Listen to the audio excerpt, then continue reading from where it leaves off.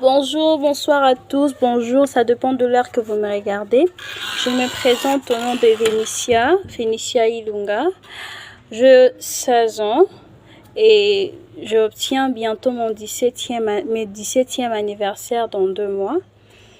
Je suis en 6e. Premièrement, ce que j'aimerais vous parler aujourd'hui, c'est à propos de divorce. Je vais vous raconter mon histoire. Ce qui s'est passé, que je suis victime à cause des histoires de divorce. Comme je vous disais que je m'appelle Vénitia, je suis l'aînée chez ma maman, mais je suis la deuxième fille chez mon papa. Et mon histoire est que mon père et ma mère, ils ont commencé une relation qui n'était pas du tout facile. Il s'est débrouillé et mon père n'avait rien et ma maman le portait de l'aide. Ma maman aussi, elle avait fait des études et ainsi que mon papa aussi. Et les deux, ils étaient de licenciés, mais ils n'avaient pas encore obtenu de bon boulot pour l'instant, et donc il s'est débrouillé. Et tellement que ma maman aimait bien mon père et le portait de l'aide, ils ont voulu être ensemble, enfin de construire leur foyer. Et du coup, ma maman était enceinte de moi. Et ça fait en sorte qu'elle puisse me mettre au monde. Dès que je suis mise au monde,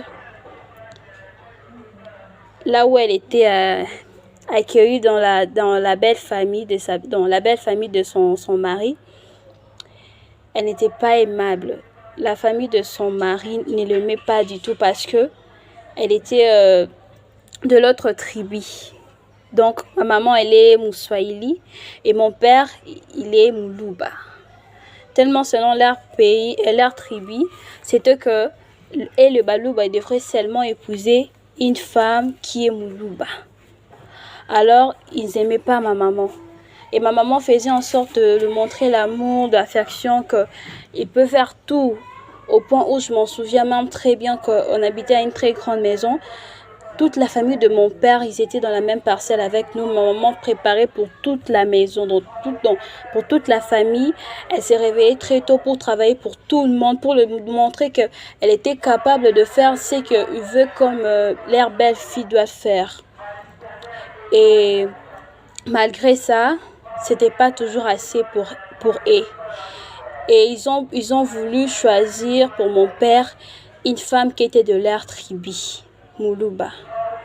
Et maman, elle avait l'habitude d'aller à l'église, prier à chaque fois qu'il arrivait de problèmes, qu'il n'arrivait pas à s'en sortir, parce qu'il ne trouvait pas que c'était pas important de dire aux gens ou de parler à sa situation. Il voyait c'était mieux de parler ça à Dieu, lui-même seul. Et il partait trop à l'église, je m'en souviens, elle m'amenait tout le temps à l'église pour aller prier. Et ma maman, il y avait un prophète là qui est en train de prophétiser. Il disait que je voyais ton homme, au futur, il deviendra un grand homme. Mais ce qui va faire en sorte que cet homme ne devient pas, parce que on va lui donner une femme. La femme là, c'est la femme qui a été déjà possédée dans le ténèbre. On va l'envoyer cette femme. Je suis en train de voir, c'est comme ça qu'il disait à ma maman, je suis en train de voir ton mari, on lui donne une femme de ténèbres. Et lorsque ma maman elle est rentrée, elle voyait que des choses s'étaient en train de changer. Du coup, quand elle m'a mise au monde, comme je venais vous dire, tout a changé. Ma maman n'a pas eu un mariage là heureux. Elle était là juste en pleurant, à prier que Dieu l'aide dans ce mariage. Et du coup, ça arrivait de fois que notre papa ne s'intéressait plus à notre maman. Elle partait vivre sa vie avec sa deuxième femme que la famille lui avait offert. Et lorsqu'on l'a donné cette femme, Luba, et toute la famille était contente, était contre ma maman parce qu'elle était de l'autre tribu. Elle était Mouswahili, donc ils ont mieux préféré d'être avec la femme de leur tribu Muluba. Et des fois, quand ma maman s'est levée en la prière, des fois, les histoires marchaient, ont fait en sorte que elle nous a mis nous tous 4 au monde. Nous sommes à 4. j'ai deux petites sœurs et un frère. Et lorsqu'il a fait en sorte que nous tous sommes quatre, c'était pas du tout facile.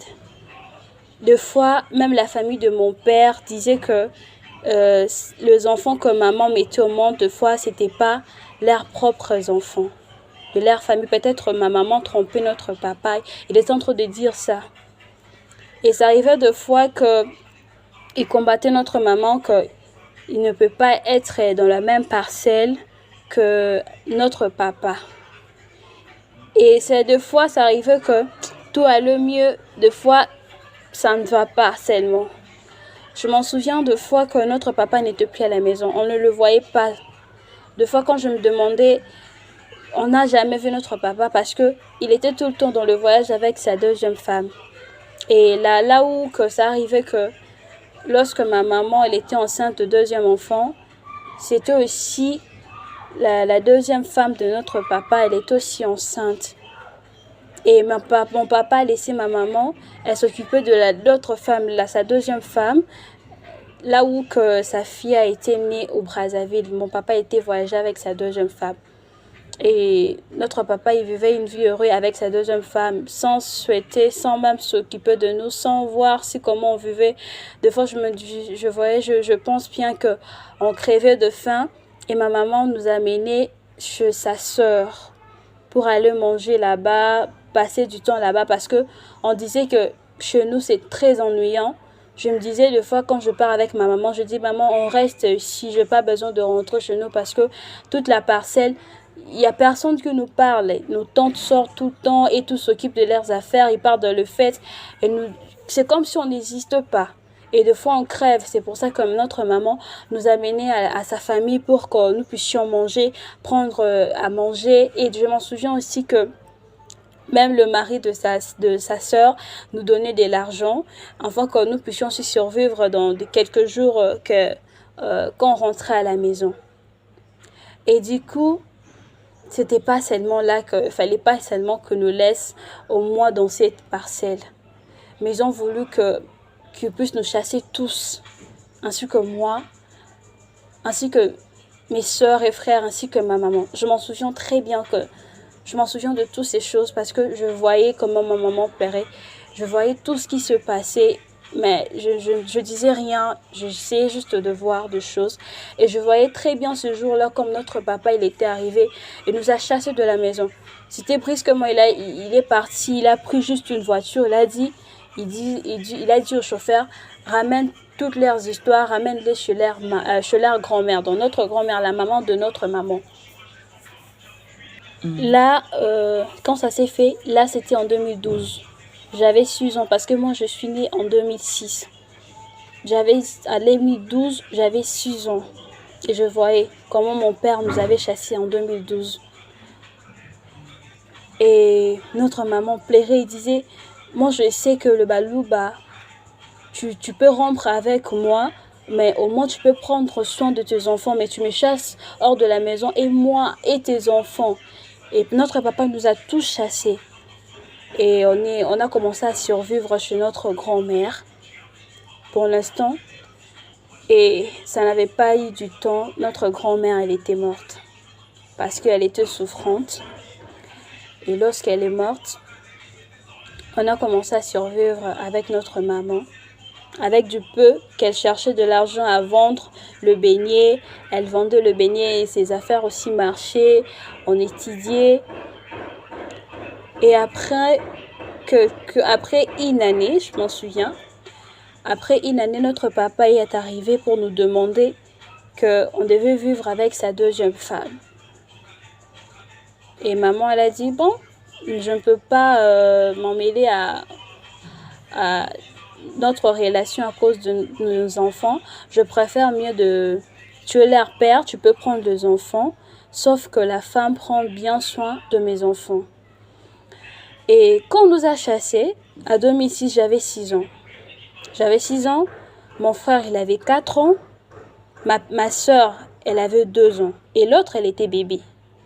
Et après une année de plus, j'ai eu 7 ans, l'autre a été en 5 ans et 3 ans, et l'autre était en une année. Et ma maman a dit non, Tellement que la cadette, elle est encore trop petite, elle ne peut pas donner à notre papa. C'était mieux que nous puissions partir à 3.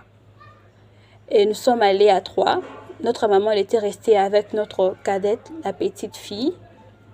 Et lorsque nous sommes arrivés là-bas, c'était vraiment le contraire de ce qu'on vivait. Au moins, je m'en souviens que quand on était avec notre papa, on avait une grande maison, c'était bien, mais on les avait trouvés à une maison plus petite que ce qu'on avait. Et on a essayé de s'habituer de être avec eux. Mais je vous assure et que je vous jure que c'était la pure. Je ne sais pas comment je pourrais vous dire, c'était pur. À l'âge de 7 ans, on allait chercher à vendre pour la dame. Et je m'en souviens que deux fois, ça arrivait que mon père préparait pour la dame. Elle préparait. Et je ne savais pas du tout ce que la dame faisait. Parce que j'étais trop petite, je ne peux pas demander assez de questions. Je observais tout le monde. Et lorsque nous sommes arrivés, nous étions comme des esclaves. On faisait tout et sans manger. Tu nettoies les assiettes, mais tu n'as pas mangé. Et quand deux fois tu te demandes, tu dis, mais on a préparé, ils te disent que tu as vu, on nous a préparé, on n'a pas préparé, on est en train de chauffer de l'eau chaude. Il fallait que je lave ma fille parce qu'elle avait mis au monde une fille. Et c'était pur. Et deux fois, si tu oses de faire une erreur là, elle nous frappait pas possible. Elle nous donnait du coup même ce qui ne correspondait même pas à notre âge. Et elle nous a amenés chez un prophète et le prophète a commencé à prophétiser que nous, on était des sorciers. Ça m'étonnait beaucoup. Je ne savais pas quoi dire, je ne sais rien. Et tout s'est tourné vers moi. Je me disais, comment c'est possible? Je n'ai rien fait, je ne connais rien. Mais on est en train de nous traiter de sorciers. Et du coup, quand notre papa est arrivé, sa femme lui a dit que tu vois, je t'avais dit la vérité que ces enfants sont de sorciers. Ils sont venus ici pour une mission. Leur maman les a envoyés pour faire une mission dans notre travail ici. Et on nous a tous coiffés, on nous avait rasé le cheveu. Et quand on nous a rasé le cheveu, je te dis, pendant qu'on marchait, tu ne peux pas couvrir ta tête. Tu dois les laisser comme ça que tout le monde voit qu'on t'a rasé, tu es une sorcière. Lorsque tu vas essayer de mettre un chapeau, elle va te chiquenauder. Donc, elle va vraiment te chiquenauder au point que tu auras très mal. Elle va vraiment te frapper. Elle a dit, tu caches ta sorcellerie. C'était pur. C'était vraiment pur. Et je m'en souviens deux fois. Je ne sais pas qu'est-ce qui est arrivé. Sa fille a pris, elle est rentrée, sa propre fille, elle est rentrée à sa chambre, elle a pris ce qui était ses bijoux, ses maquillages, ses beautés, elle a fait sortir, elle a joué avec ça, avec tous les enfants qui étaient de notre parcelle. Et les enfants de notre parcelle, ils avaient volé quelques histoires de ses maquillages, ses chaînettes. Et sa fille, elle était venue me donner un rouge à lèvres. Et comme j'étais petite, je l'ai juste mis dans ma bouche. Dans mes lèvres, je l'ai colorié et du coup je laissais le rouge à lèvres, je ne savais plus là où je l'avais mis et moi je m'entendais même pas quand c'était pour sa maman ou comment. Et lorsque sa maman elle était arrivée, elle a commencé à dire, elle a commencé à crier qui a touché ceci, cela. Et sa fille disait que c'est moi qui a pris tout ça. Je me disais, non, moi j'ai touché juste le rouge à lèvres. Ok, et c'était ça la preuve qui prouvait que j'avais touché ce maquillage parce que j'avais mis du rouge à lèvres dans ma bouche. Elle m'a frappé, elle nous a piqué du piment tous les corps, elle nous a mis sur le tol. On entend trop de crier, de tourner. Il n'y a pas moyen de faire un peu par deux fois. Tu as peur parce que tu es très haut. Tu te dis que si je sais, je ose peut-être de trop tourner. Je risque de tomber de haut jusqu'en bas. Mais ça te piquait. Tu es en train de crier. Et notre bailleur disait, pourquoi tu fais ça à ces enfants?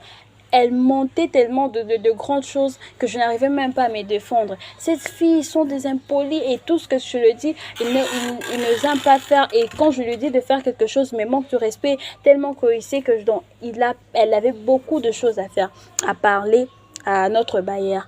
Et du coup, ça arrivait que chaque nuit, je n'avais pas besoin de dormir. Il fallait que je fasse la vaisselle. C'était beaucoup d'assiettes. Des fois, je m'en souviens, un jour, notre bailleur est arrivé, elle a dit, pourquoi à cette heure tu lui donnes un enfant de 7 ans, à 7 ans, tu lui donnes de nettoyer beaucoup des assiettes comme ça à 0 heure, laisse-la dormir. Et la dame, elle a dit, tellement elle avait honte, elle a dit, oui, vas-y dormir.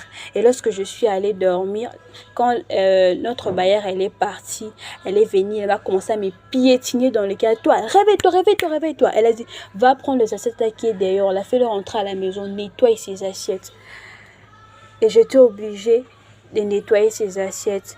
Et des fois, je partais toujours à l'école en retard. Et quand je partais toujours à l'école en retard, l'autre fois, notre madame m'a dit, pourquoi toi, tout le temps, tu viens en retard et tu ne payes pas le fruit, on te chasse. Mais quand on m'est chassé, je n'aimais pas rentrer à la maison. Parce que je me disais que si je rentre à la maison, ça serait pur. Il y aura on va commencer juste... Là, j'étais moi et mes soeurs. Hein. Moi, mes soeurs et mon frère et ma soeur, parce qu'on était allés à 3. Donc, on n'aimait pas rentrer à la maison. Et l'autre fois, notre madame m'a dit, non, moi, j'aimerais un jour que je puisse aller chez vous, tu puisses me montrer. Je me suis dit, si j'ai dit de montrer à notre madame, elle va aller dire tout à la maman et la maman va commencer à me frapper, va me dire, donc pendant qu'on te chasse à l'école, toi, tu ne rentres pas à la maison. Je commençais à faire marcher la madame, là, des trajets, jusqu'à la dame était fatiguée. Elle a dit, si tu habites trop loin. Je dis, oui, j'habite trop loin. Et la dame était partie, elle n'était plus revenue chez nous. Jusqu'à soir, là, ça arrivait qu'on crevait tellement de faim. On crevait tellement de faim que je n'arrivais plus. Et notre papa, lorsqu'il est arrivé, il mangeait avec sa femme et les enfants de sa femme. Et nous, on était juste assis aux côtés. Et la dame, quand après avoir fini à manger, elle m'a dit de nettoyer les assiettes. Je lui ai dit que je ne saurais pas nettoyer les assiettes. Et quand elle a voulu me frapper, notre papa a dit, mais pourquoi tu ne veux pas? J'ai dit, parce que je ne me sens pas bien. Et la dame, elle a dit, je ne peux plus habiter avec cette fille, renvoie-la chez leur maman. Et j'étais très contente qu'on me dise que je devais rentrer chez ma maman, qu'on devait rentrer. Et c'était la même nuit-là que notre papa avait fait nos valises et nous a ramenés chez notre maman. Et lorsqu'on arrivait chez notre maman, j'étais très contente parce que je me disais que enfin je pourrais rentrer chez notre maman et faire passer toutes ces histoires de purs, de me faire de maltraiter, tout ça. Et lorsque nous sommes arrivés, ma maman était vraiment étonnée de nous voir à cet état. Je vous dis, ma maman, elle nous a même tiré des photos comme souvenir de ce qu'on nous avait fait. On avait des squelettes partout. Tu ne peux même pas nous reconnaître parce qu'on avait vraiment maigri. Et lorsque ma maman nous a vus comme ça, elle pleurait, même au point même ce frère, mes oncles ont voulu frapper notre papa et notre papa s'est enfui, il est parti. Et quand nous sommes arrivés cette nuit-là, on a mangé comme si on n'a jamais mangé. Je m'en souviens qu'on avait vraiment mangé jusqu'au point où on n'arrivait plus à respirer. Nous sommes dormis par terre dans le véranda. Et notre maman a dit non, je ne peux pas laisser comme ça. Demain le matin, je vous amène vers la famille de votre père, voir comment votre père vous a fait. Et on était allés là-bas. On a vu notre grand-mère, la maman de mon père et tout ça. Et après ça, c'était fini. Et nous sommes rentrés chez notre maman. On avait récupéré la santé. Et tout allait mieux. Mettons en 2013, tellement que en 2013, pendant que nous étions rentrés, notre papa nous avait remis que moi et ma soeur. Mon frère, il était resté parce que notre papa, il n'avait pas voulu laisser son fils avec notre maman. Donc mon frère, il était resté. Et mon frère, comme il était resté avec eux, après ça, la femme de mon père a décidé de partir avec mon père à Matadi. Donc, ils étaient partis avec mon frère. Mon frère est parti là-bas de 2013. Et après 2013 jusqu'à 2019. C'est par là que ma maman a voulu que nous puissions aller vivre ensemble, là où s'est trouvé notre frère, voir comment ça s'est passé là-bas. Et on pensait peut-être que tout a été changé. Peut-être la femme, elle était changée. Peut-être la femme, peut-être elle faisait ça parce qu'on était trop petite ou comment. Mais Lorsque nous sommes arrivés encore là-bas à Matadi, c'était pur. Et ce qui m'étonnait encore plus, c'était que la façon dont on l'avait laissé là où ils habitaient, ils étaient devenus encore plus pauvres à Matadi. Ils avaient commencé à habiter à une maison inachevée. On était surpris parce qu'on était allé là-bas à Matadi, on l'avait fait comme une surprise. Ils ne savaient pas, ils ne s'attendaient pas. C'est juste que quand j'essayais, on essayait de parler avec notre papa pour profiter de savoir de nouvelles de notre frère. Et des fois, on disait à notre papa que non, notre oncle, il viendra passer ces jours là-bas à Matadi. Il a besoin de passer voir notre frère, donner-nous l'adresse de la maison. Et c'est comme ça que quand il nous a donné l'adresse de la maison, et nous aussi, on était arrivés là, et ils étaient vraiment surpris de nous voir. Et lorsque nous sommes arrivés là, on a trouvé notre papa, il n'était pas à bon état. La maison était vraiment inachevée et ils avaient ajouté 2 enfants. La dame, elle avait comme sur 3 enfants, plus mon frère, ça faisait 4. Et plus nous 3 qu'on était arrivés, ça fait 7. Maintenant, dans ces 7, elle avait que 3 enfants et plus nous 4 enfants de notre maman. Et du coup, quand on a commencé à habiter là, premier jour, c'était bien passé.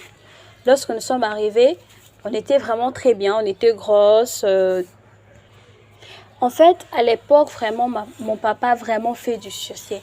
Parce que je n'aimerais pas trop citer le nom parce que peut-être d'autres personnes qui pourraient voir ce vidéo pourraient savoir qui suis-je, de quelle famille je suis.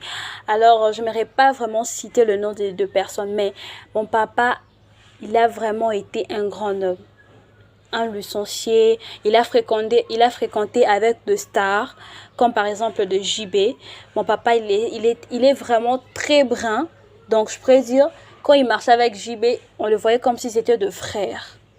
C'est ainsi que nous aussi. Nous 4, nous sommes très, très, très, très bruns. Et les enfants de la 2e maman, et ils n'étaient pas bruns, ils étaient juste chocolat. Et tellement que nous, on était très, très, très bruns. Et à cette époque-là aussi, mon papa, il était vraiment, je pourrais dire, comme une star. Tout le monde le connaissait. Il était reconnu partout. Partout où il partait, on le connaissait. Bon, je n'aimerais pas vraiment citer les noms. Parce que si je cite les noms, ça peut être directement, automatiquement que les gens pourraient le savoir. Donc, et lorsque nous sommes arrivés à Matadi, mon papa, l'état dont je l'avais trouvé, il était assis juste sur un tabouret là, la maison inachevée. C'était pas vraiment une très bonne vie. Mon papa essayait de vendre le plus pour la dame, sa 2e femme, parce que la femme, elle avait l'habitude de voyager.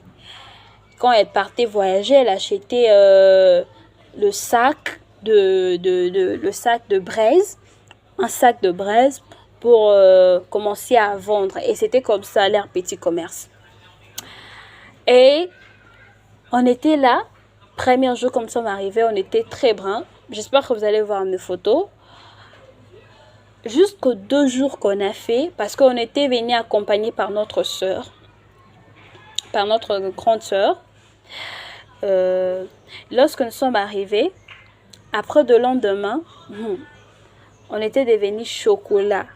Parce que la vie dont on vivrait là-bas, c'était vraiment très différent. Bon, je me suis dit, bon, ici, je dois m'adapter comme c'était ma propre maman. Et je dois faire en sorte que je puisse pas avoir de problème avec elle. Je lui donnais autant d'amour, travailler, être gentil avec elle, ainsi qu'avec ses enfants. Et du coup, lorsque nous sommes arrivés, premier jour, c'était bien. La maman, elle était trop surprise de nous voir. Mais sa gentillesse, c'était comme si de l'hypocrisie. Tu sais, lorsque la personne s'est surprise, elle peut rigoler, mais l'autre fois, elle s'est rendue compte, elle s'est dit, comment vous êtes arrivé ici? Deux fois, elle est en train de se chuchoter, elle s'est dit des choses, tu lui dis, ah bon. Et du coup, quand nous sommes arrivés, notre maman nous avait tous donné de l'argent, de notre argent de poche. ce que ça, on peut passer du temps là-bas. Si on a besoin d'acheter quelque chose, on peut acheter. Et lorsque nous sommes arrivés, pour être clair avec, et on lui a dit, parce que j'aimerais être clair avec elle, ça ne sonne pas que, oh, vous avez eu cet argent où? On a dit non, maman, papa, on avait amené notre argent de poche, on en a, pour acheter quelques histoires si on en a besoin. Et lorsque nous sommes arrivés, après 2 jours, notre grande sœur est venue nous voir. On était devenus chocolat. Elle s'étonnait, elle dit, ah, seulement dans 2 jours, je viens de vous laisser, vous êtes déjà devenus comme ça. Bon, c'est pas grave, mais mon objectif, c'était que de venir vous laisser. Comme je vous ai laissé, moi, je dois partir. Et on était contente, on a fait des câlins, on s'est dit au revoir, et elle était partie. Et dès qu'elle est partie, je vous dis, après 4 jours, on m'a traité de voleuse, d'avoir volé son argent de l'épice. Je me disais, mais comment ça? Parce que je me suis dit, non, mais mes ongles étaient devenus sales, il fallait que je puisse faire mes ongles de pied. Alors j'avais l'argent, je ne peux pas garder, je ne peux pas faire des choses en cachette. J'ai appelé quelqu'un de vernis et quand elle est arrivée, elle a vu la personne de vernis. Elle est en train de mettre le vernis. Et lorsque elle a commencé de mettre mes vernis, elle m'a dit, oh, tu fais quoi avec cette personne? Je dis, non, elle est en train de me mettre le vernis, j'arrange les ongles de mes pieds. Elle n'a rien dit, elle est rentrée à la maison. Et lorsque la personne de vernis, il est parti, je lui ai donné son argent et elle commence à parler. Oh, je ne vois pas mon argent. Je ne sais pas si vous commencez à utiliser mon argent pour arranger vos histoires. Vous n'êtes pas bien éduqué. Tu es arrivé directement ici. Tu es devenu avec des histoires d'arranger des ongles, de faire ceci. Ça, c'est quelle éducation, ça? Je me disais, bon, être propre, ça devient un problème ou quoi? Je ne peux pas arranger les ongles, je ne peux pas faire ces histoires. Et des fois, quand elle voyait mes vêtements, ça, tu ne peux pas porter ça, tu dois donner ça à ta soeur. Ma soeur, c'était qui? Sa fille. Prendre des vêtements qui étaient bien, me donner. Et prendre des robes qui étaient longues, je n'avais pas droit à porter, un collant.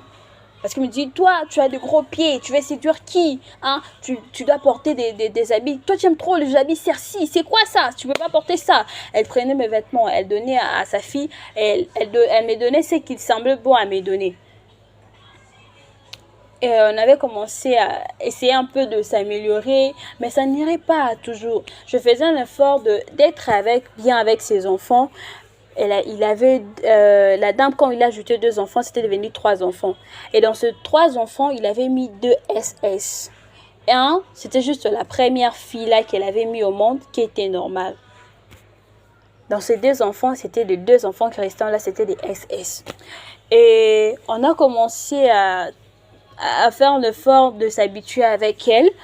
Du coup, tellement que dans le quartier là où on était arrivé, tout le monde nous appréciait. On disait, parce qu'elle est Moulouba, non? Les gens l'appelaient maman. Ah, maman, ces enfants jolis comme ça, ils viennent d'où? Bon, pour ne pas dire que son mari l'a mise au monde avec une autre fille, elle mentait toujours. Oh non, ce sont mes enfants. Je l'ai laissé en Kinshasa et ils sont revenus comme ça. Elle dit, mais nous tous, on connaît tes enfants, ils sont chocolat. Parce que mon frère aussi était devenu chocolat. Hein. Mais ils sont très bruns que les autres, ils sont aussi beaux et ils sont aussi belles. Ils viennent d'où? Et notre maman a dit, bon, on ne peut pas encore habiter dans ces quartiers parce que tout le monde remarquait déjà que nous n'étions pas ses propres enfants. Et nous sommes allés habiter à un autre endroit, à Matadi, à un autre endroit. Et lorsque nous sommes allés là-bas, c'était maintenant là où c'était encore plus que ça. Imaginez à Matadi, il y a des montagnes. Des fois, ça arrive qu'il y a des souffrances de l'eau. Vous devrez aller faire de recherche de l'eau. Tu vas aller chercher de l'eau. Et la dame, elle ne peut pas transporter tout ce qui est lourd. Elle dit qu'elle ne peut pas transporter ça. Et non plus ses enfants, elles disent que ses enfants, ils étaient plus petits. Donc, plus petits, ils ne peuvent pas transporter des choses qui étaient lourdes. Donc, c'était nous qui étions des grandes. À chaque fois, donc, on était des grandes à tout. Quand elle nous donnait même des âges même qui ne correspondaient même pas à notre âge. qui disait hey, toi, tu es déjà assez grand, toi. Toi, tu penses que tu es une petite enfant. Elle nous donnait des âges, même tu te dis, ah, moi, je ne m'aime pas cet âge. Ah, ferme ta bouche là. Tu vas aller puiser de l'eau. Tu n'es pas un enfant. Moi, à ton âge là, moi, quand j'étais chez mes parents, on cherchait de l'eau. Là, elle nous raconte des histoires de passé. De son passé, je ne sais pas si c'était vrai ou c'était réellement vrai que lui aussi, à cet âge-là, il partait avec le bidon de 25 litres. Parce que lorsque je suis arrivée chez elle là-bas pour la deuxième fois à Matadi, j'avais 13 ans. Et lorsque j'avais 13 ans, les gens voyaient comment la dame nous maltraitait. Et ils se demandaient vraiment, réellement, si vraiment là c'était notre maman. Mais pour éviter tout ça, on disait oui, c'était notre maman. Jusqu'au point où mesure que les choses, ça a commencé à aller mieux pour eux, parce qu'on avait changé une vie. Au moins, on nous avait trouvé une maison inachevée. Lorsque nous sommes arrivés, et notre maman nous a toujours conseillé de prier pour la dame, de la considérer comme si c'était notre maman. On avait toujours l'habitude de prier, Seigneur, de l'état que nous avons trouvé nos parents, que cet état puisse changer. Et du coup, la vie a changé. On n'habitait plus à une maison inachevée. On a pris une maison qui était bonne. Et du coup aussi, ma maman, son commerce ne vendait pas seulement le braise, un sac de braise. Elle avait commencé même, elle est rentrée dans des histoires de dépotage, rencontrer des djikas, des choses de bilokos, vendre de verres, des tasses, des jouets. Tout ça, il a commencé à vendre. Et des fois, ça arrivait qu'elle voyageait même pour 2 jours, 3 jours. Des fois, ça arrivait une semaine. Une semaine, des fois, ça arrivait 2 semaines. 2 semaines, des fois, ça arrivait 3 semaines. Donc, tu vois quelqu'un, l'argent, la vie a changé. Et lorsque la vie a changé, tellement que notre papa était licencié, il ne peut rien faire. Je ne sais pas qu'est-ce que la femme avait fait à notre papa. Notre papa, je vous dis, il est très, très, très intelligent. Mon père, il m'a appris 2 fois à parler l'anglais. Donc, il sait parler, je ne sais pas, il sait parler l'anglais, il sait parler le français, il sait parler d'autres langues. 2 fois même, je me disais, ah, mais papa.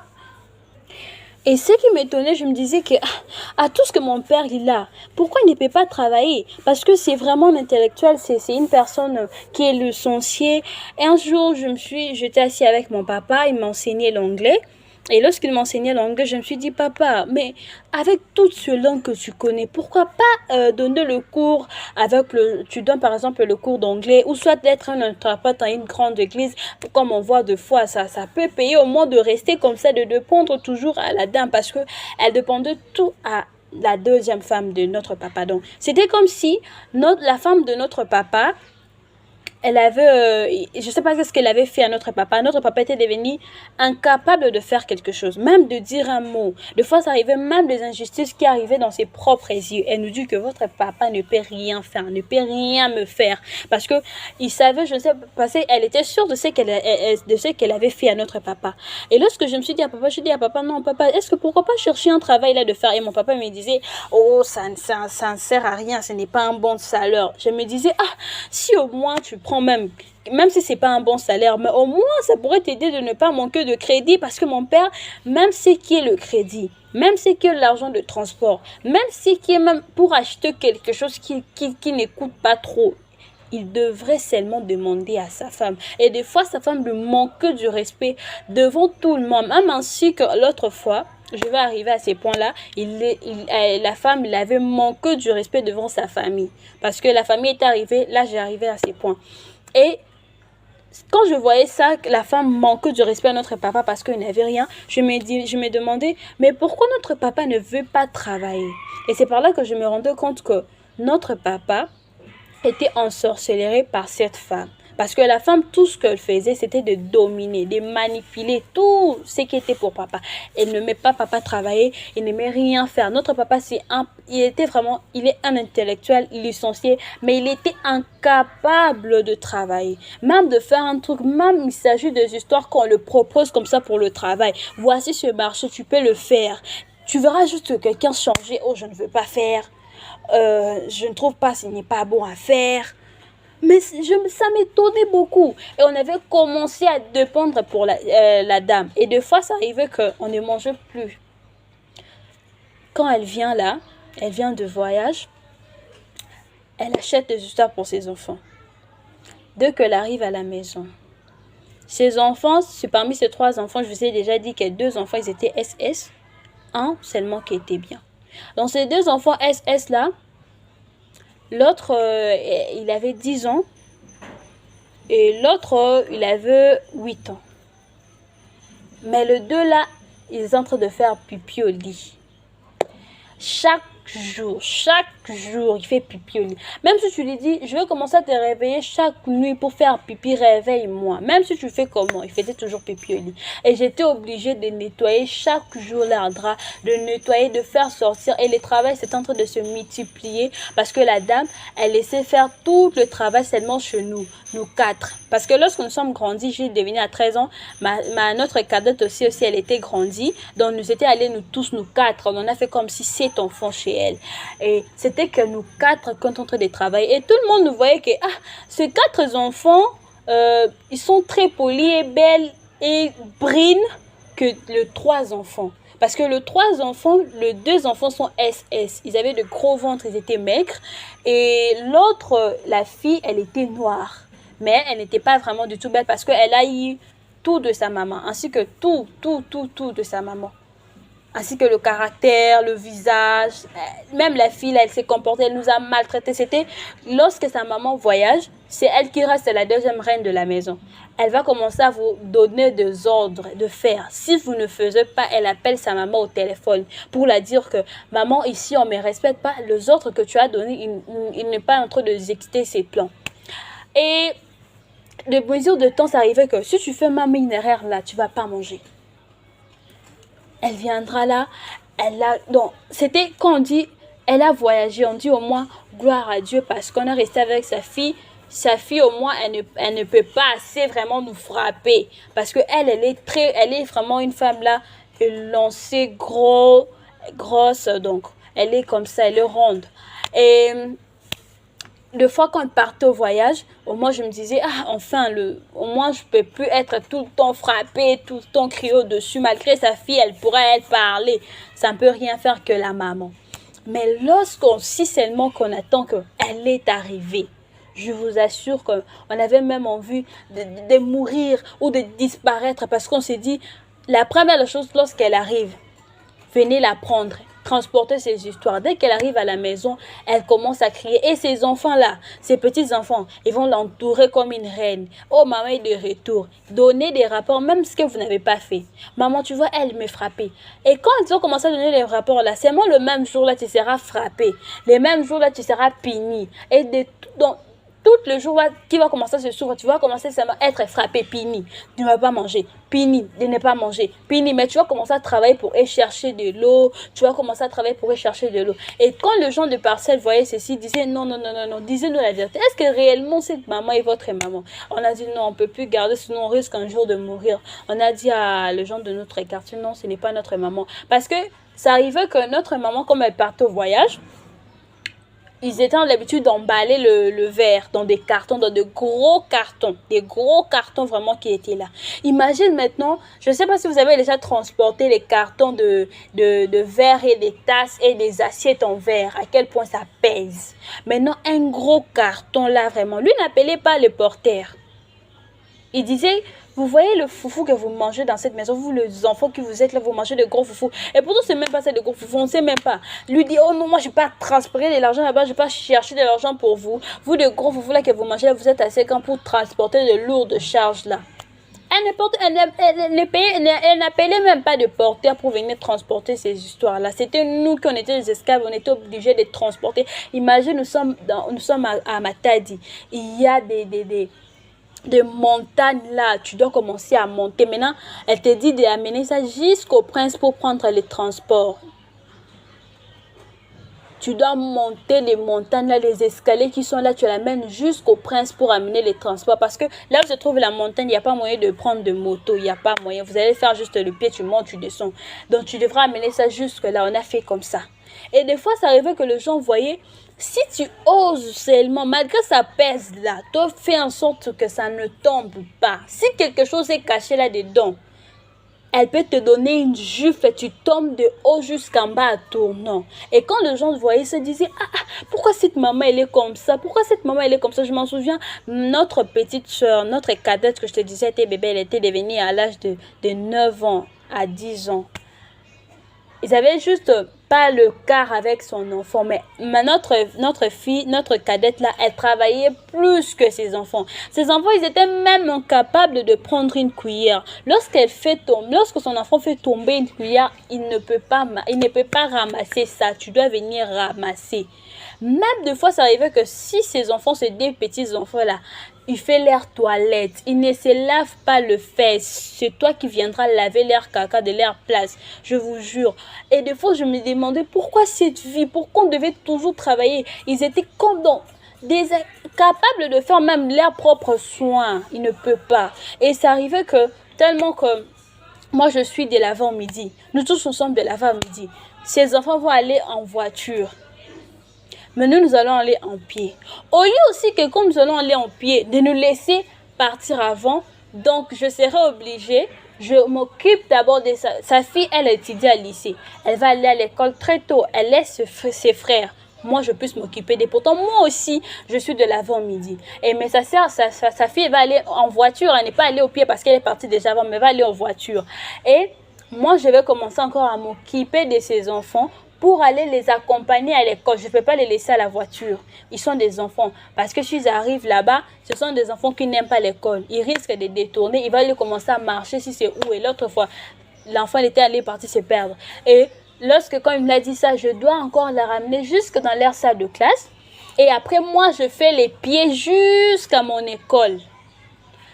Et deux fois pour prendre même son enfant là pour d'abord les laver, il va commencer à faire de caprices, ce n'est pas possible. Et lorsque ça te donne envie même de le frapper, oh seulement, ce jour-là tu verras comment on va te frapper et tu vas aller l'accompagner. Et quand tu rentres, tu vas plus aller à l'école, tu vas commencer à travailler toute la journée et tu vas pas manger. Donc j'étais obligée de supporter tout ce qu'il faisait. Et son enfant, je m'occupais d'abord avant de partir à l'école. Moi-même, je pars à l'école, je fais en sorte que je me réveille très tôt, je me lave pour s'occuper d'abord de ses enfants. Après, je partais chaque jour en retard, chaque jour.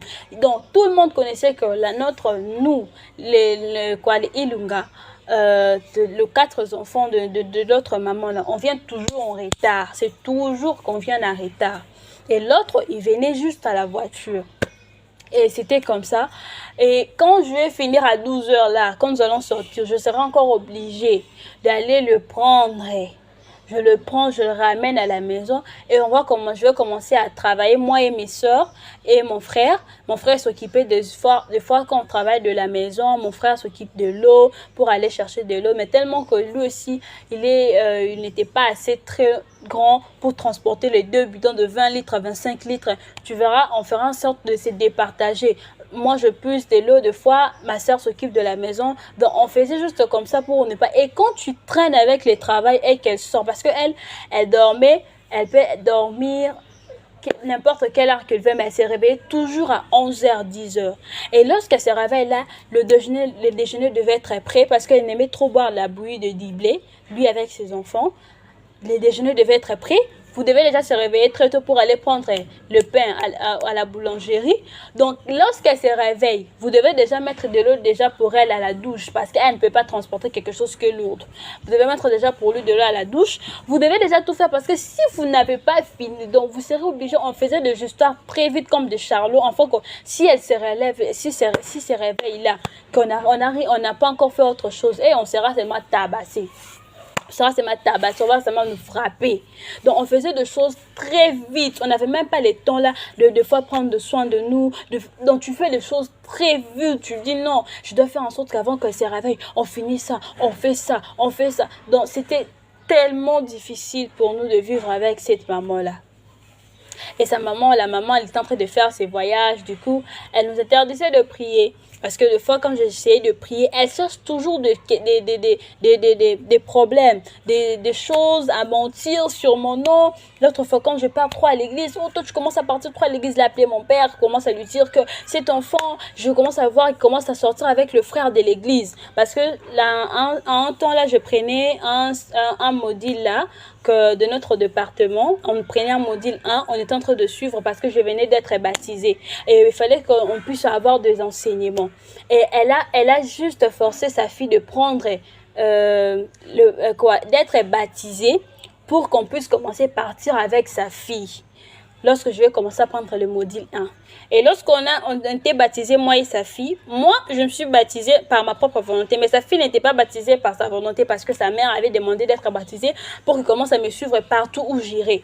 Et partout, quand on a commencé à aller avec lui au module 1, et quand je suivais très bien, les gens m'aimaient beaucoup. Des fois, ça arrivait que je peux arriver là, je n'ai pas encore mangé, je viens de l'école. Ah, notre CP peut venir. Ah, Vanessa, ça va, tu vas bien. Ah, bon. J'achète le gâteau, j'achète les galettes, prends. Ah non, je ne peux pas. Et tout ça, quand les gens le parlaient, sa fille allait dire à sa maman, tu vois là-bas, il y a Vénitia, elle est aimable, elle parle avec ceci, elle parle cela. Et donc, j'étais obligée de marcher partout avec sa fille. Et sa fille venait donner des nouvelles à sa maman. Et lorsque ça arrivait de problème, je n'avais pas droit à avoir un téléphone parce que je ne peux pas appeler ma maman, je ne peux pas le contacter. À chaque fois que j'essaye d'avoir un téléphone, la maman, elle se disait toujours à notre papa, elle ne peut pas avoir le téléphone. Mais tandis que sa fille, elle avait le téléphone. Je me disais, je voyais plein d'injustices. Et des fois, je me disais, dans notre maison, il n'y a jamais eu un amour sincère, à part que moi et mes frères. Mais tout ça, c'était que les hypocrites. Donc, ils essayent de faire être gentils devant les gens. Tout le monde ne savait que oui, notre maman, Mamou, on l'appelait Mamou. Elle est gentille, tout ça. Mais nous tous, on le connaît que c'est une grande sorcière, une manipulatrice. C'est une personne qui est en train de manipuler les gens, qui traite les gens comme si rien. Lui nous appelait les petits joueurs. Vous êtes comme des petits joueurs. Je peux tout faire ce que vous voulez. Tout ce que je veux, je peux vous faire parce que votre papa ne dira rien. Votre papa ne fera rien. Et je me suis dit, deux fois, je ne savais pas que notre maman, il avait l'habitude d'appeler notre papa ou la deuxième maman, de les envoyer de l'argent pour nous. Je ne savais pas du tout. Et des fois aussi, notre maman envoyait des habits et des chaussures pour nous. Moi, je pensais que le vêtement d'autres vêtements que les enfants portaient, peut-être leurs parents qui ont acheté ça. Et pourtant, c'était notre maman qui a envoyé. Et pourtant, nous ne disions rien. Et l'autre fois, tellement que notre maman avait insisté, il a dit, aujourd'hui, j'aimerais parler avec mes enfants pour savoir si réellement que tu l'avais donné l'argent. Et nous sommes juste assis et on voit l'appel sonner. Je donnais à papa l'appel, je ne savais pas que là, c'était maman. Et directement, papa et sa femme nous dit, et vous disiez que vous avez reçu l'argent. Et vous avez tout ce qu'il va vous dire, vous avez reçu. Disait oui. Et ça m'étonnait. Maman a appelé, ça va, Vénitia? Je dis, maman, oui, ça va. Comment tu vas? Tu es sûre tu vas bien? Mais je ne peux pas dire parce que j'étais devant notre papa. On ne peut pas dire, moi avec mes soeurs, on était devant et ils étaient en train d'attendre tout. Ils avaient mis en haut-parleur pour savoir tout ce qu'elle va demander. Et on était obligé de dire, oui, maman, oui, c'est vrai, on a reçu l'argent, on a reçu les habits, c'était super, c'était bien, merci beaucoup. Et je me suis dit, non, je ne peux pas laisser ça, que cela puisse continuer, que cette dame sorcière puisse commencer à manger l'argent de ma maman et pourtant qu'elle nous maltraite. Parce que notre maman essayait d'être gentille envers elle. Quand elle envoyait les habits, elle envoyait les habits pour 7 enfants parce qu'elle savait qu'elle avait 3 enfants. Elle envoyait toutes les 7 habits pour nous tous. Mais la dame, elle avait le kilo de prendre nos vêtements, de donner à ses enfants et de ne même pas nous donner de fois. Et de fois aussi de faire le contraire, ce qu'il voulait. Et lorsque je me suis dit non, je dois prendre les numéros de maman pour l'appeler un jour en cabine. C'était pendant que je suis allée à l'école parce que je disais si je l'ai fait à la maison, on pourrait m'attraper, c'était pas du tout facile. Et je me suis dit non, je dois appeler notre maman. Et je l'ai tout expliqué, j'ai dit maman, à partir d'aujourd'hui, tout ce que tu as dit qu'on n'a rien vu. Et j'ai beaucoup d'histoires à te raconter parce que nous ici, on ne mange pas. Si seulement que tu fais une erreur comme ça, tu vas pas manger. C'est facile comme bonjour. Deux fois, ça arrive que on nous avait départagé, par exemple que du lundi, on était par exemple, quand on était à cette là, c'était 3 garçons, 4 filles. De lundi au jeudi, sur 4 jours, vous pouvez faire chacun lave le jour. Par exemple, moi je lave le lundi les assiettes, ma soeur. Mais lorsque ça arrive seulement le jour de sa fille, Elle devait chercher un problème là arrivé pour te gronder et te dire tu es puni, c'est toi qui vas nettoyer les assiettes. Et c'était comme ça on savait déjà que si aujourd'hui c'est le jour de sa fille, nous allons pas travailler. Et la fille, elle va pas travailler. La fille, plutôt, elle va pas travailler. Et du coup, on a commencé, on était là, j'ai dit à notre maman, et ma maman a dit, alors tu dois chercher quelqu'un que je dois commencer à parler avec elle. Et seulement dans notre parcelle, il y avait une maman là, qui était avec ses enfants, ils voyaient comment on nous maltraitait, et tout le quartier le voyait. Et quand tous les quartiers voyaient ça, ils nous ont dit qu'ils pourraient nous aider afin que notre maman vienne nous prendre. Et la dame, notre voisine là, elle a voulu que je lui donne le numéro de notre maman. Comme ça, on va commencer à parler avec notre maman en cachette dans sa maison à son téléphone. Et c'est comme ça que je commençais à rencontrer à notre maman tout ce qui se passait. Et notre maman, elle était vraiment choquée de savoir que ce que la dame faisait. Pourtant, elle lui montrait plein d'amour. Elle se disait que moi, je dois être gentille envers la dame parce qu'elle a mes enfants. Je veux aussi qu'elle traite mes enfants bien. Et pourtant, elle prétend d'être gentille envers moi et pourtant qu'elle vous fait souffrir. Et quand je commençais à tout dire ça, et tout le quartier, ils avaient pris le numéro de notre maman pour commencer à lui donner toutes les informations qui s'est passées. Et du coup, son enfant, le SS, sa maman, et quand elle a voyagé encore, parce qu'elle avait l'habitude de voyager, des fois elle part 3 semaines, 1 mois, elle rentre. Et du coup, quand la maman, elle était en voyage, nous sommes restés entre nous et notre papa et sa reine de fille qui le remplace si elle n'est pas là. L'autre fille, son enfant de SS, c'est qui est selon lui, dans son ventre, il est comme le cadet pour elle. Parce que chez nous, on a une cadette. Donc, il était devenu directement dingue. Je ne sais pas ce qu'on dit à Lingala, kizengi. Une personne qui faisait sortir de la salive. Qui faisait sortir de la salive. Tout seul, seulement comme ça, dans le vide. On n'arrivait pas à comprendre, sa main s'est déformée. Je me disais, c'était étrange, j'avais trop peur ce jour-là. Je me suis dit, comment c'est possible que son enfant devienne dingue? Ça m'étonnait beaucoup. Et son enfant, il était devenu zinzin, qui veut dire kizengi, faire sortir de la salive. Au point où il a eu une forte toux. Il commence à tousser, par exemple, aujourd'hui. Et demain, je vous dis, quelqu'un ne parle plus. Ça m'étonnait et je n'arrivais même pas à comprendre. Je me suis dit, non, je dois appeler sa maman parce qu'on était avec le papa. Papa venait le soir deux fois parce qu'il était trop... il s'occupait de ses marchés, les marchés de la dame, de vendre de verres, de tasses, notre papa aussi. Il s'occupait de choses de la dame, de vendre le tasses et le verre. Et la dame aussi, des fois, elle voyageait. Et lorsque des fois on restait nous-mêmes, les enfants, c'était la reine, la fille de notre maman, comme je vous ai expliqué. Et du coup, et c'était comme ça que c'était arrivé. Et après, quand on a appelé la maman, on a appelé aussi papa pour lui dire qu'on ne comprend pas notre frère, au nom d'un tel, il est devenu comme ça, comme ça. Et la dame l'a dit non, comme c'est comme ça, passe-moi Vénitia. Ça m'a étonnée, je me suis dit, moi, aujourd'hui ce n'est pas toi, ça, sa fille, pourquoi elle doit m'appeler moi? Parce que je sais toutes les histoires, elle dit seulement, s'il s'agit de l'argent, des histoires, c'est qui est très important. Elle dit toujours à sa fille, fais ceci, donne-les ceci, fais à elle ceci. Mais ça m'avait étonné ce jour-là, elle me dit, oh, passe-moi Vénitia. Bon, je me suis dit, ok, j'ai eu le téléphone. Oh, allô Vénitia, je me suis dit, oui, allô maman. Ouais, tu vas aller à la pharmacie. Tu vas me passer à la personne de la pharmacie. Tu lui dis qu'il te donne autant de ces médicaments. Moi-même aussi, je vais lui dire. Comme ça, tu donnes à ton frère. Ah! Et pourtant, c'était un beurre. C'était un piège là, qu'on est en train de me piéger.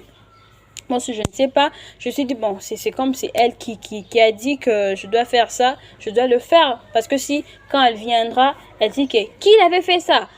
Oh, c'était pas elle, c'était hey, ça serait catastrophe. Donc, je devais faire ce qu'elle m'a demandé. Mais dans cette maison, sa fille s'est comportée très bizarrement. D'une manière que, quand on vendait, je n'ai jamais touché l'argent de son commerce. Hein. Et ça arrivait des fois, je voyais moi-même sa fille en train de voler de l'argent, de l'utiliser comme elle veut. Je me demandais, mais si ta maman, oh, elle va rien faire, elle ne saura pas. Mais quand ça arrive un problème, c'est à moi. Des fois, ça arrivait un jour là, je ne sais même pas. Je rentre à la maison et la dame me dit, eh, Vanessa, viens me donner l'argent que tu as eu dans mon sac. Je me dis, ah, moi, prendre l'argent, je ne sais pas. Je ne sais pas où ça vient cet argent. Elle a dit, tu me donnes l'argent, je sais. Là, elle dit qu'en Lingala, Naibi au Saramabo comme il l'a eu. Je sais, donne-moi cet argent. Je me suis dit, maman, je ne sais pas, tu mens. Elle va commencer à me frapper. Elle va commencer à me frapper jusqu'au point qu'elle va appeler mon papa. Et je vais commencer à pleurer. Je dis, je n'ai pas eu l'argent. Je n'ai pas eu. Tu as dit quoi?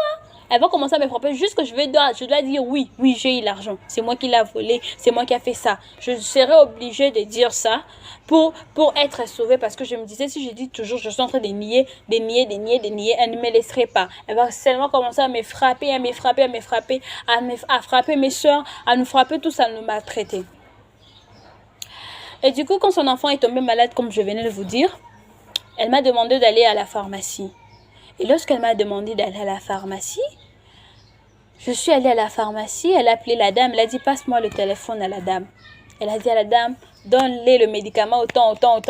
Elle-même qui avait cité les médicaments à la dame. Et la dame m'a donné. Et du coup, j'ai eu le téléphone. Elle a dit, et t'as donné les médicaments? J'ai dit, oui, elle m'a donné les médicaments. Ok, elle m'a montré aussi comment je dois faire. Donne ceci. Matin, tu le donnes quelques comprimés. Le soir, tu le donnes tel comprimé. C'est bon. Je commençais à faire ce qui était mieux pour lui donner les comprimés. Je vous dis que ça s'est fait encore aggraver les choses. Je pensais que ça tout, peut-être ça peut finir parce qu'on n'arrivait plus à parler, il était devenu muet. Et des fois, je me disais, pourquoi fait sortir-tu de salive? Peut-être ce médicament qu'on m'a donné, je ne sais pas si ça, qu'est-ce que ça doit faire parce que je ne sais rien. Je ne comprenais rien à ce qui se passe dans la maison. Et du coup, quand ça s'aggravait, on a vu que son fils, comme s'il perdait connaissance, il rigolait tout le temps. Il était en train de rêver. Comme s'il te regarde comme ça, il te regardait. Après, il commence à rire. Mais tu vois, quelqu'un se comporte bizarrement. Je me suis dit, non. On doit l'appeler, on doit dire à nos parents. Parce qu'à l'état là, c'était aussi que je n'ai même pas compris comment ça s'est fait que notre papa, il est allé avec notre maman. Et la maman, sa femme. C'est comme si sa femme l'avait appelé d'aller lui rejoindre là-bas. Je ne sais pas pourquoi. Pour laisser pour moi toutes les mères ou comment. Je vous dis, quand on a dit que ça n'allait pas, seulement la même nuit là, elle est revenue parce qu'elle faisait le voyage en Banzangou. C'était en Banzangou, donc en Banzangou avec Matad, c'est pas vraiment trop loin une distance là. Ça peut faire en sorte qu'elle revient quelle heure qu'il veut. Je l'ai appelé vers 17h et il était arrivé vers 0h comme ça, 0h, quelques minutes. Et lorsqu'elle était arrivée, la première des choses, elle a vu l'état de son fils. C'était aggravé vraiment. Elle a dit, Vanessa, qu'est-ce que tu as fait à mon fils? Je me suis dit, maman, j'ai rien fait. La même façon dont tu m'as dit de s'occuper de lui, de lui donner les médicaments, c'est la même façon dont je lui ai donné. Et en fait, même ta fille, elle était là, elle a vu comment je fais des choses. Je n'ai pas fait ça toute seule pour le montrer. Je l'ai fait à mes méchanceté, je débordais la dose ou comment. Je le donnais devant tout le monde. Même ta fille, elle est là, elle est présente. Elle sait ce que je faisais.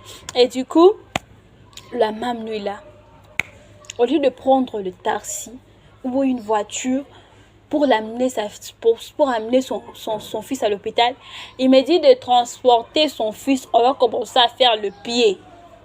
D'une manière, vous partez dans cet hôpital, par exemple, quand nous on était, je ne sais pas si vous allez ce soir parce que ça m'a dit, on était dans la commune, bon, je ne vais pas trop citer le nom, parce que je risque des gens qui peuvent suivre ces messages, ils pourraient directement me capter. Donc, c'était vraiment, d'une manière, je pourrais donner l'exemple que, je ne sais pas quel exemple je pourrais donner ici, en Kinshasa, mais c'était vraiment étranger. Vous quittez de la maison pour arriver à un autre hôpital qui est trop loin. Et vous arrivez dans cet hôpital, on vous dit que ce n'est pas votre cas. Vous devrez aller à un autre hôpital. Et elle ne veut pas prendre notre voiture. Tu es obligé de le porter encore au dos pour le ramener encore à un autre hôpital. Et lorsque nous sommes arrivés à un autre hôpital, le MAM, lui, là, il n'y avait pas moyen qu'on rentre à la maison parce que c'était déjà tard. Et nous sommes dormis à l'hôpital.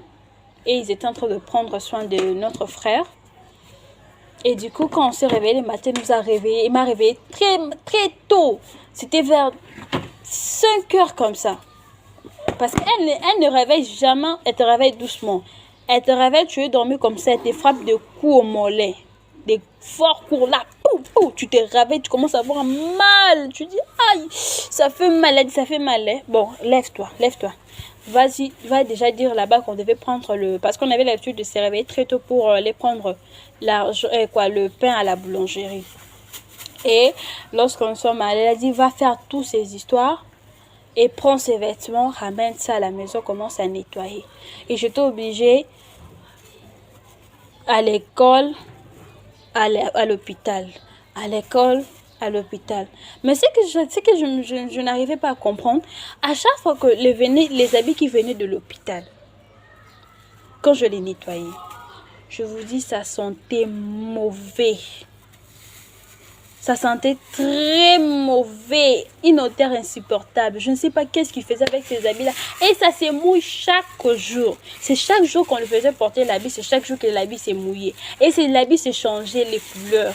Ça deviendrait chocolat. Et quand tu nettoies l'habit là, quand tu le mets dans l'eau, de l'eau devient sale. Je me demandais qu'est-ce qui est arrivé à cet enfant.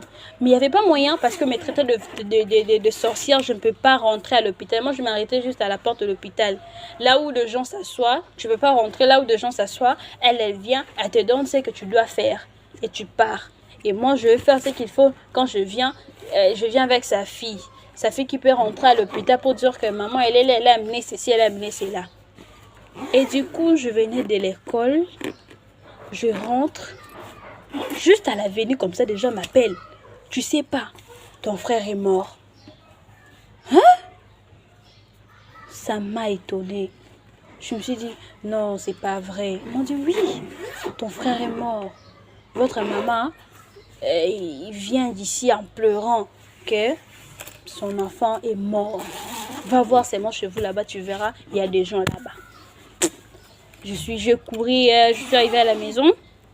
J'ai vu des gens. Tellement qu'on m'avait déjà dit. J'ai pas besoin de dire à la maman là parce qu'elle risque encore de me frapper. Donc, je garde juste le silence. Moi avec mes frères, nous sommes assis avec mes soeurs de notre côté. On est en train seulement de pleurer notre frère. Et du coup, quand les gens partaient, c'était la pire des choses qu'elle nous promettait. Elle a dit, vous voyez-vous, Vénice, toi tu as tué mon fils. Je lui ai dit, je n'ai rien fait. Elle a dit, alors que lui donner les médicaments. Je lui ai dit, mais c'est vous-même que vous m'avez envoyé à la pharmacie. Vous avez dit, appelle la personne de la pharmacie. Moi-même, je vais lui donner les téléphones. Appelle ça, un médicament, un tel. Toi-même, au solennel de ta pharmacie, je ne sais pas ce que tu l'avais dit. Tu l'as dit qu'il me donne le médicament. Elle aussi, elle m'a donné les médicaments. Alors, si c'est le médicament, c'est faux. On part alors chez la personne de la pharmacie qui nous avait donné les mauvais médicaments. Si c'est réellement que ces médicaments qu'elle m'avait donnés, ce sont des mauvais médicaments. La personne de la pharmacie ne m'avait pas donné de faux médicaments. C'était aussi réel. Elle-même, quand elle a attendu que notre frère était mort, elle était même arrivée là pour dire que notre maman elle-même, qui elle avait demandé de donner ses médicaments parce qu'elle disait qu'elle avait juste quelques mal à la tête, migraine, tout ça. Il fallait qu'elle lui donne ses médicaments. Et pourtant, c'était pas vrai parce que la maman venait et ne voulait pas que tout le monde sache que son enfant était devenu dingue, son enfant était devenu kizeng. Donc, c'était ça. Et lorsqu'elle commence à me traiter que c'est moi qui a tué son fils, je vous dis que pendant les cérémonies de deuil, là, je vous dis, elle nous promettait qu'une seule chose. Elle a dit, vous allez, vous tous là, vous quatre là, parce qu'on était en 2021. Elle a dit, vous n'allez pas voir 2022. Vous allez tous mourir. Elle nous promettait ça, elle nous disait vraiment comme ça en live. Et on voyait des gens venir comme si c'était des féticheurs à la maison, en train de lui dire de faire quelques cérémonies. On ne comprenait même pas. Et imagine que vous avez le deuil, tout le monde vient à la maison, tu es obligé de préparer des grandes marmites, tu es obligé de travailler. Donc on travaillait nous tous là comme seulement les esclaves. Et du coup, on a commencé à appeler toutes les gens de la quartier, les quartiers. On est en train d'appeler notre maman, d'insister. Ils ont dit, maman, si tu laisses tes enfants ici, ils vont mourir. La maman est en train déjà de leur assurer que 2022, ils ne vont pas avoir 2022. Et ensuite, quand maman est en train de lui parler, et quand ils appelaient notre maman pour lui dire venir prendre les enfants, et notre maman a dit donc ça c'est sérieux parce que tout le monde est en train de m'appeler, donc je suis obligée d'aller prendre les enfants. Mais elle s'est demandé que comment elle pourrait nous prendre parce que notre papa n'a jamais permis que notre maman vienne nous prendre. Et tellement que notre grande sœur Shira Bakayamba, elle avait une relation avec notre monsieur le maire actuel, Kodiambete. Donc c'est comme ça que notre et c'est comme ça que notre maman, elle avait appelé votre mère de la ville de Matadi, Kodiambete. Et le papa Kodiambete avait pris une flat hôtel pour notre maman, afin qu'il puisse s'installer pour l'instant qu'on aura les cérémonies de deuil. Et après, elle a appelé aussi le gens de notre quartier, afin que faire en sorte comment planifier pour nous voler le jour de l'enterrement, pour aller rencontrer notre maman là où elle était à la flat. Et du coup, c'était comme ça qu'il était prévu. On a attendu le jour de l'enterrement. Et le jour de l'enterrement, lorsqu'on s'est réveillé le matin, comme tout le monde allait pour enterrer, et tellement qu'on était obligé que moi et mon frère et sa fille, qui était de plus grande, on devrait aller au cimetière pour voir comment on l'avait enterré. Et d'autres sœurs, ils étaient à la maison. Donc, on a juste à signaler les gens. Il y avait d'autres gens des quartiers qui étaient allés avec nous parce qu'on se faisait déjà des signes. On était déjà prêtes, on savait déjà qu'on devait fuir. Et il y avait d'autres qui étaient restés aussi au quartier là-bas à la maison avec mes sœurs. Donc, lorsque Papa Kodiambé t'a envoyé quelques personnes, comme des sécurités, enfin, qu'on devait venir avec notre maman pour venir nous prendre. Et ces personnes de sécurité étaient descendues au quartier pour signaler les gens du quartier, pour venir prendre mes deux sœurs qui étaient restées d'abord à la maison. Et c'est comme ça que mes deux sœurs, ils étaient partis là-bas. Quand ils ont vu la personne là et la maman du quartier, la maman, elle nous a dit qu'elle a dit à mes frères, votre maman elle est avec les gens de sécurité, donc allez-y, seulement comme vous êtes, ne prenez rien, on n'avait rien pris, ne prenez rien, seulement comme vous êtes, seulement avec le babouche, avec seulement comme vous êtes des autres, elle a parti seulement comme ça. Elle a pris mes deux sœurs, ils sont partis avec elle. Maintenant, tellement nous, ça avait un peu du temps parce que nous, il fallait qu'on puisse accéder et donc être présente dans l'enterrement. Donc, c'était que nous puissions attendre comment on va l'enterrer et tout ça du cas. Et quand c'était l'heure de retour, là où on puisse rentrer à la voiture, nous avons tous rentré à la voiture, mais il fallait qu'on descende tous.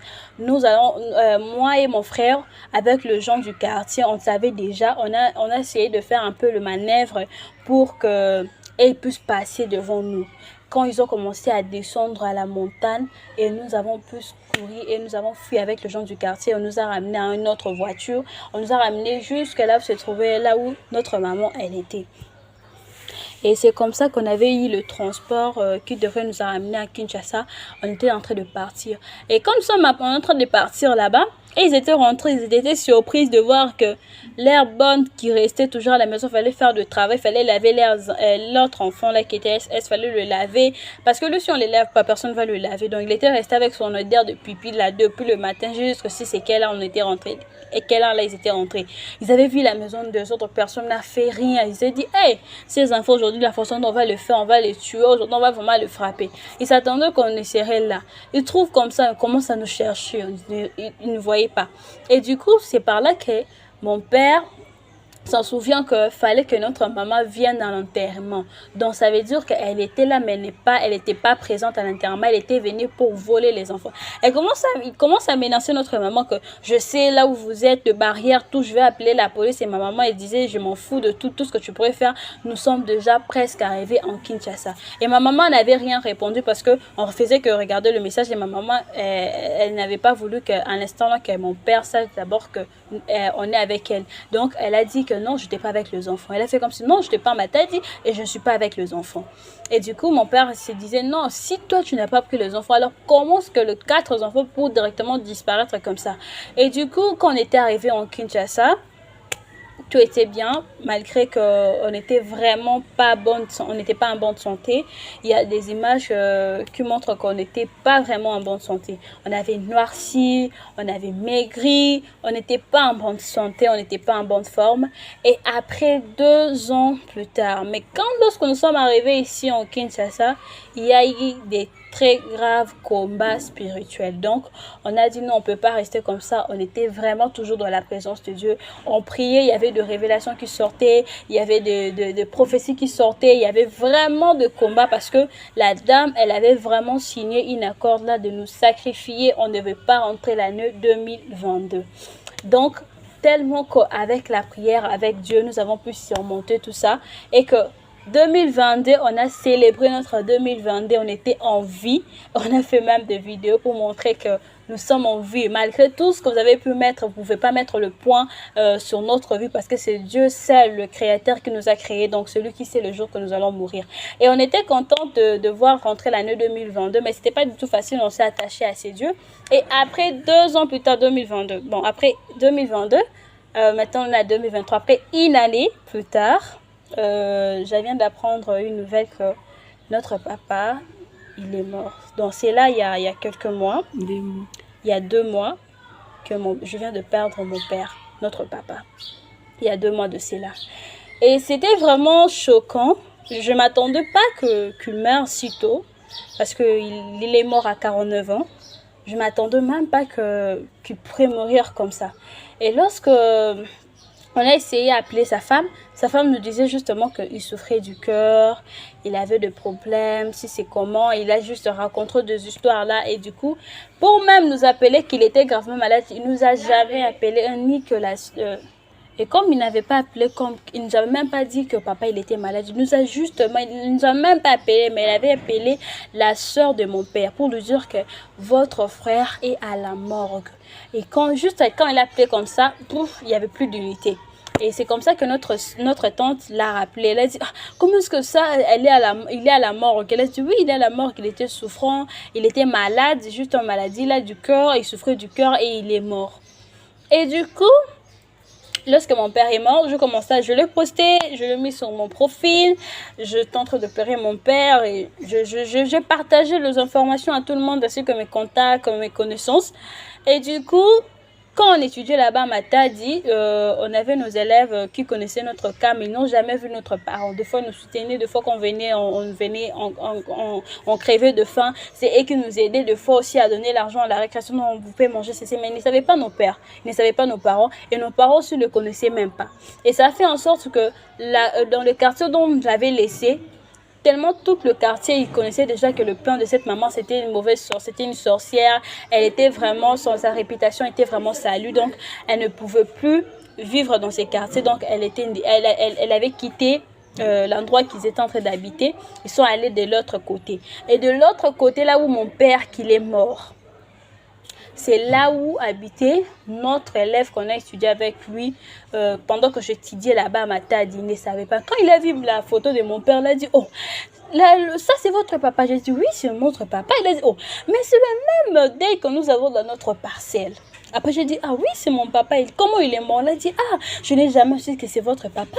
Votre papa, il était gravement malade. Votre papa, il était devenu comme une personne qui a perdu la mémoire. Il avait AVC, il souffrait de AVC. Premièrement. Deuxièmement, il ne reconnaît pas les gens. Il était juste là à observer les gens. Il a vraiment souffert même au point où que nous tous dans les quartiers, on a pitié pour votre papa. Parce que votre papa, depuis qu'il est arrivé, il ne connaît pas les gens. Il est tombé gravement malade. Et il m'a parlé beaucoup de choses. Il a dit, la maman que vous voyez ici, nous tous on le connaît ici, c'est une grande sorcière.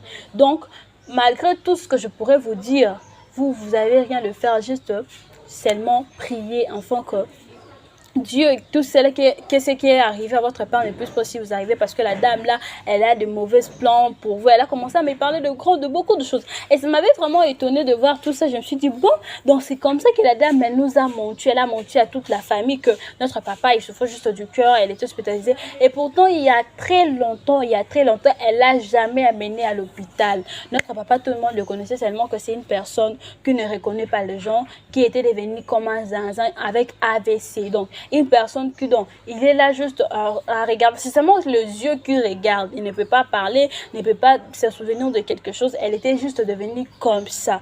Et après, quand on nous a dit la mort de notre papa, et dans tout ça, après la mort de notre papa, il y a eu beaucoup de choses qui s'est passées spirituellement. On s'est toujours dit de toujours prier, de se donner à Dieu. Et c'est par là qu'on a compris que pendant qu'on est en train de prier, et il y a eu aussi de révélations que nous-mêmes et de rêves qu'on a fait. C'est par là qu'on a réalisé que si notre papa il est mort, c'est parce qu'on a vu la dame, il avait signé un contrat de nous sacrifier. Maintenant, tellement que ça n'a pas marché, le retour là qui est arrivé, il n'avait pas le choix parce qu'on allait lui prendre. Il a dit non, je ne peux pas mourir. Il a voulu sacrifier notre papa afin que ses esprits puissent s'attacher à notre papa, puissent le prendre parce que lui veut rester libre. Donc, c'est un peu ça mon histoire. Et mon conseil est que nous sommes victimes à cause du divorce. Parce que le divorce n'est pas bien. Sachez-le que quand vous faites le divorce, il y a les enfants dedans, ce sont les enfants plus qui vont souffrir.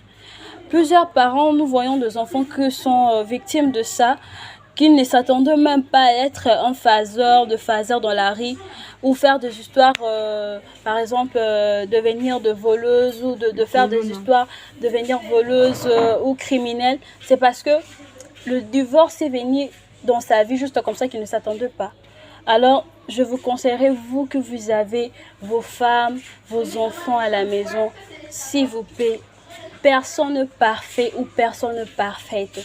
Nous tous, nous avons nos horaires, nous tous, nous avons des défauts en nous. Alors, essayons d'arranger. Parce que si vous disiez, par exemple, que non, la femme dont je trouvais, elle n'est pas bonne pour moi. Et par exemple, oui, tout le monde a des défauts, mais nous voyons aussi que tout le monde a ses qualités. Pourquoi pas transformer ces défauts en qualité? D'une manière, tu dis que non, je ne peux pas parce que cette femme, il n'est pas de notre tribu. Qui t'a dit que parce que tu vas épouser une femme de votre tribu, que cela, ça veut dire que c'est une bonne femme? On voit deux autres personnes, bon, il avait déjà ça, comme notre papa, il avait une bonne femme. Mais juste parce que elle a voulu pleurer ou soit à sa famille ou épouser une femme qui était de leur tribu. Voilà maintenant son sort. Il a rencontré une mauvaise personne. Donc, voilà mon conseil. Je vous conseillerais seulement d'être vraiment sage pour tout ce que je viens de dire. Bon, mon numéro, si vous voulez me contacter, mon numéro est plus 243 85 221 58 53. Alors sur les réseaux sociaux, sur Facebook, mon nom c'est Vénitia Ilunga La Perle. Sur TikTok aussi, c'est seulement aussi Vénitia Ilunga. Donc, vous voulez me contacter, vous pouvez me contacter par ce numéro ou vous voulez me voir sur les réseaux sociaux, contactez ces comptes, vous pouvez me retrouver facilement. Et aussi, n'oubliez pas de vous abonner sur ce compte Shira Bakayamba TV. Merci, bye bye, merci beaucoup, que Dieu vous bénisse, bye bye.